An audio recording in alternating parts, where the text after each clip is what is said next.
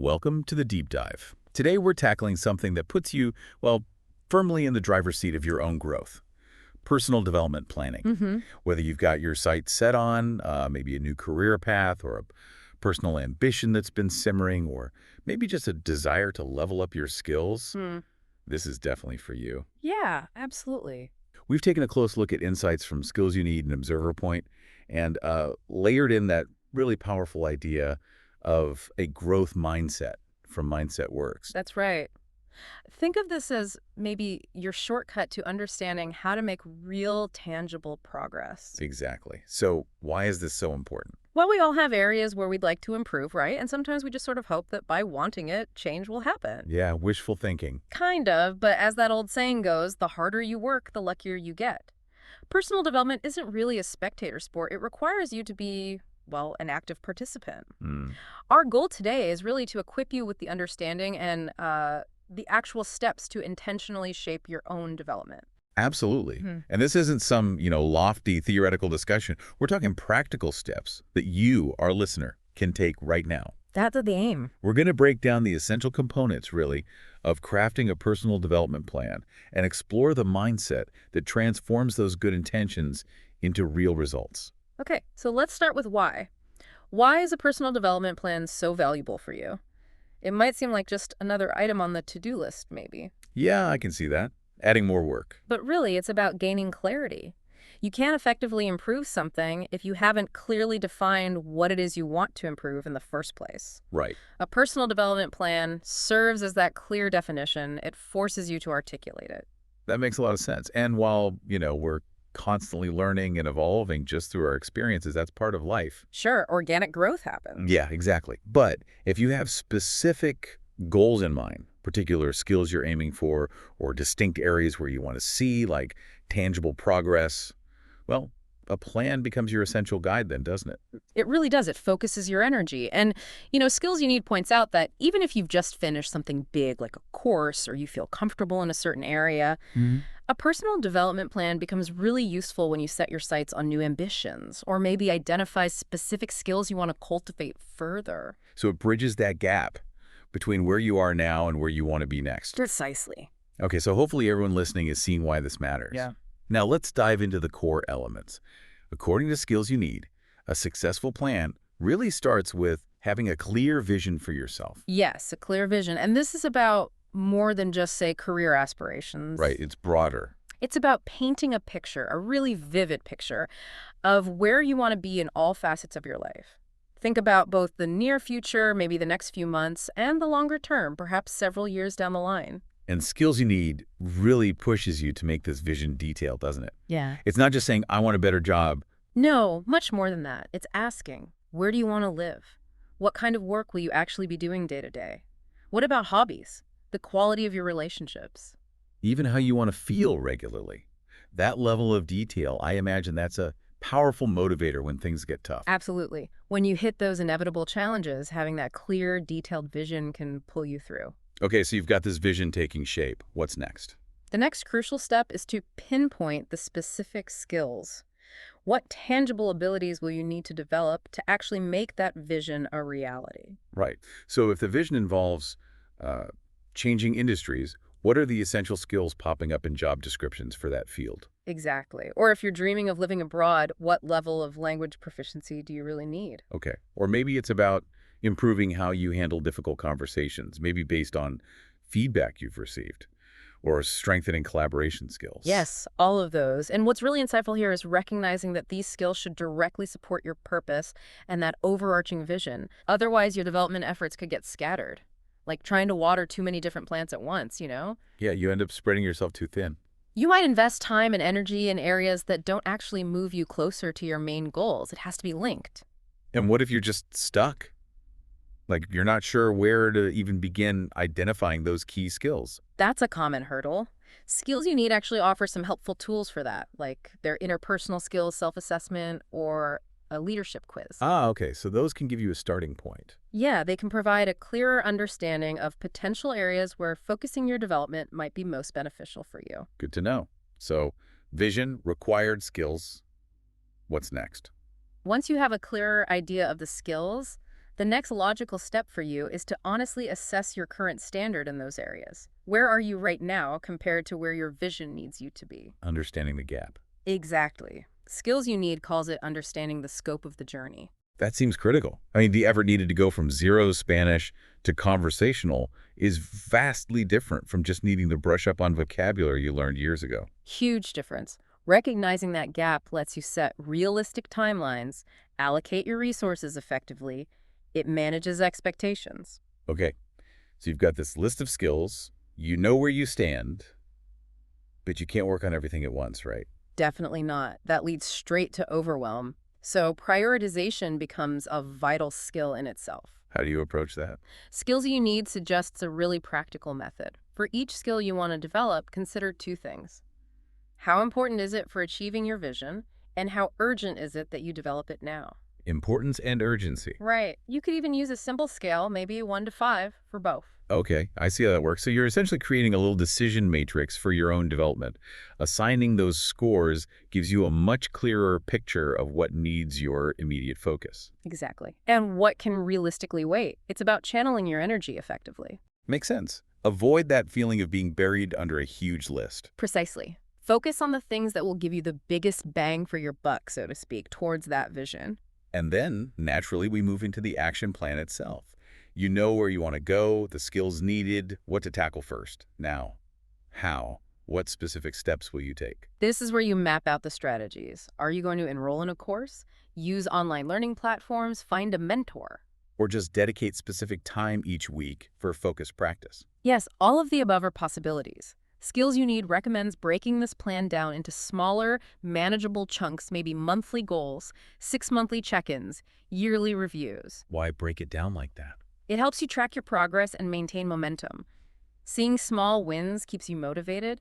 It stops the big goal from feeling too distant or impossible. It's almost like a personal strategic planning, as Skills You Need puts it. That's a great way to think about it. You're applying strategic thinking to your own growth trajectory, identifying milestones, specific actions. Okay, that covers the planning part really well. But just having a plan isn't the whole story, is it? You need to actually learn effectively. Absolutely. And Observer Point offers some really valuable insights into techniques that can significantly boost your skill development. Yeah, I saw the emphasize active learning quite a bit. They do, really engaging with the material, problem-solving discussions, actually doing things rather than just passively trying to absorb information like a sponge. Right, get your hands dirty with it. And then there's the technique of spaced repetition. Have you come across that? A little. It's about reviewing things at intervals, isn't it? Exactly. Instead of cramming, you review information at increasing intervals over time. It significantly improves long-term memory and retention, makes things stick. That sounds much more sustainable than pulling an all-nighter. Definitely. And another key point from Observer Point, applying those new skills in real-world scenarios. Putting it into practice immediately. Yes. It solidifies your understanding and lets you see firsthand how these skills actually work, how they provide tangible benefits in your life or work. Makes the learning feel relevant. And deliberate practice is crucial. This isn't just, mindlessly repeating something. What's the difference then? It's about intentionally focusing on specific aspects of a skill with the clear goal of improvement. Maybe breaking down a complex skill and working on just one small part until you get it right. And being okay with making mistakes during that. Essential. You need to actively seek out feedback on your efforts and view mistakes not as failures, but as invaluable learning opportunities. Where did I go wrong? What can I adjust? That's a really important mental shift, isn't it? Seeing errors as data. Absolutely. And Observer Point also highlights the value of reflection, taking dedicated time to just think critically about your learning process. Just stepping back and asking, what's working, what's not? Should I change my strategy? Exactly. Adjusting as you go. Learning how you learn best. Which leads us very naturally, I think, to the whole concept of mindset. That growth mindset idea you mentioned earlier from Mindset Works. Yes, it underpins everything, really.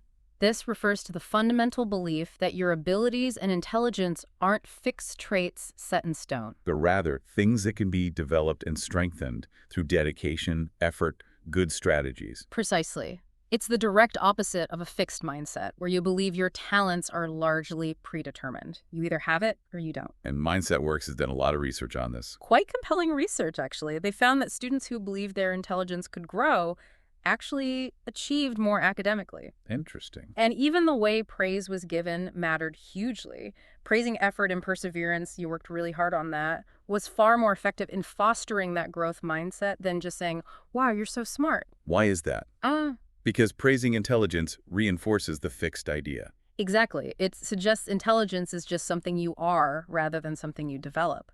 Whereas praising effort highlights the process and the actions taken. And there's actual neuroscience behind this too, right? Brain plasticity. Yes. Mindset Works points to this. Our brains aren't static. They can actually form new connections and pathways through consistent practice, using effective learning strategies, asking good questions. Even things like nutrition and sleep play a role. So our actions literally change our brains. That's the science. Right. When you genuinely believe in your capacity to learn and grow, it fundamentally changes how you approach things. Also. You become more willing to embrace challenges because you see them as opportunities to learn, not tests of your fixed ability. You see obstacles as chances for growth, not signs that you should just give up. And ultimately, you expand your abilities and achieve more because you're not afraid to try and learn from setbacks. Exactly right. So it's not just about having the plan, it's also about cultivating the underlying belief system that supports sticking with it. So Mindset Works suggests maybe taking some time to identify any fixed mindset thoughts you might have. Like, I'm just not good at X. That's a crucial first step. Recognizing those tendencies allows you to consciously start shifting towards a more growth-oriented perspective. Okay, so we have the plan, the learning techniques, the mindset. What else?